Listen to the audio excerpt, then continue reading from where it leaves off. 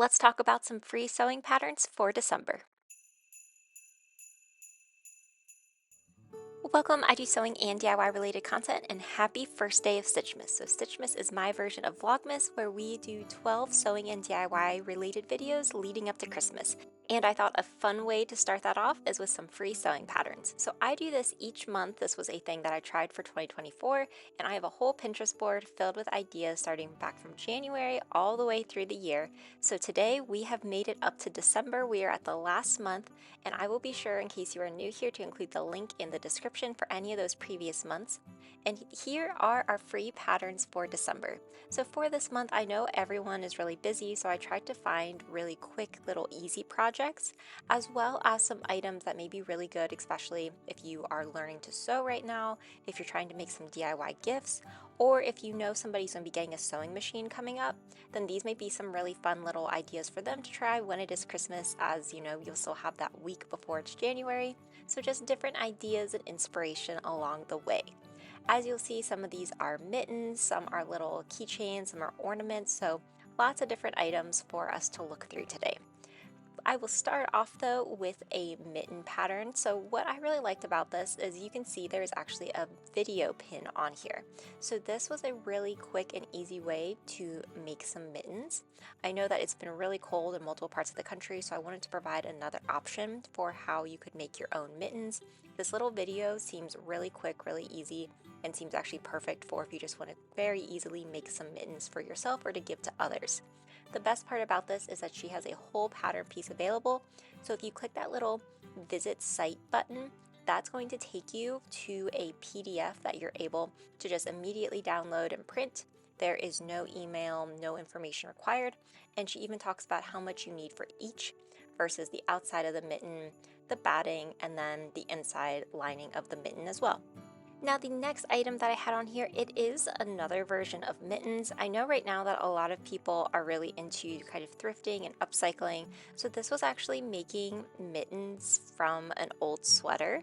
So using, like that cording portion at the bottom of your sweater and then cutting this out so you would get like a knit mitten.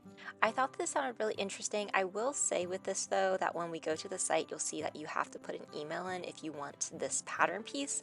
But I feel like since you have the other pattern piece from that video pin, you may be able to kind of like pick and choose. So if you did have an old sweater on hand, you could definitely try that out. I always like the idea of trying to take old items and repurpose them, so I thought that this sounded really fun. They also turn out looking really cute, especially in the fabric that she had used for this, but I wanted to provide another option though, as I know some people really like fleece mittens, but these are actual like knit mittens, especially since you are getting that knit sweater. So it may be a little bit easier to work with, especially if you are somebody who does like that feel from knit more. And then she walks through step by step how you would put this together. So the only thing you're really missing for this is that pattern piece, which you can get from other patterns that are out there. I do think for this you probably, even though it's at the sewing machine, a serger may be a little easier, so just something to keep in mind. So next I will talk about a little quilt block that I found that I thought looked so fun and so wintry. So for this I will say that it is mostly just for inspiration. There is not a lot of instructions, as I believe you need to be registered with Quilting Digest to actually get the full quilt block instructions. But if you're pretty handy with different quilt blocks and shapes, you may be able to put it together on your own, as it looks like it's a mix of squares and half square triangles, and then different techniques for combining those pieces together. I thought this looked really fun and wintry though, and perfect for if you were making a January type quilt. I also know that people do these for samplers throughout the year, so you have kind of one quilt block for each month that then you make for the entire year.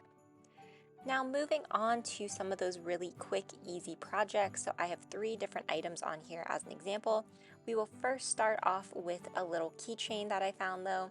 So I think that even though she says this is a simple fall sewing project, I feel like you could use this any time of year, and this could be great to give out as very quick little stocking stuffers, or you could even have this for somebody who's learning to sew.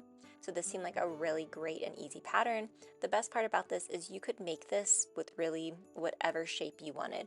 So all you need is some scrap fabric, a key ring, and then that cord that she's using to kind of attach the fabric to that key ring. She even talks about how she just went online, found a shape that she wanted, and then that was her pattern piece. So Again, very easy to customize and make it really be what you're looking for. And then she walks step by step through how to build this. So I think this could be a really great option for somebody who's just learning to sew. And because it is so quick, you're very easily going to get a finished product, which then can help build confidence in your sewing. And then next up, I have two different ideas. So these are for the pets in your life. The first is this cute little DIY dog ornament though. I thought that it just looked so fun and would be perfect for a Christmas tree. And what's really nice about this project is, again, you can just use those fabric scraps that you have on hand, especially if you were doing lots of holiday sewing. So for this, you just really need to find online this bone shape. So it's very similar to that keychain before, that you can make this very easily customizable. So she does go through, walk step by step, include those images. You're able to get everything for free, not having to provide any information. And then she does include, want to have some sort of little hanger. You go through, sew it up, and then you turn it right side out. And then once you turn this right side out, you're then just able to have that little ornament, or you can stuff it to give it a little bit more of a 3D texture and shape.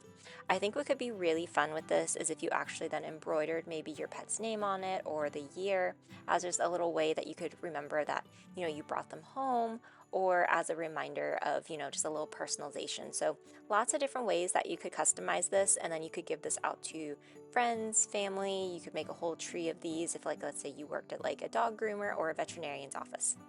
So then the last item that we have on here is for the cat. So this is a little 5-minute catnip toy.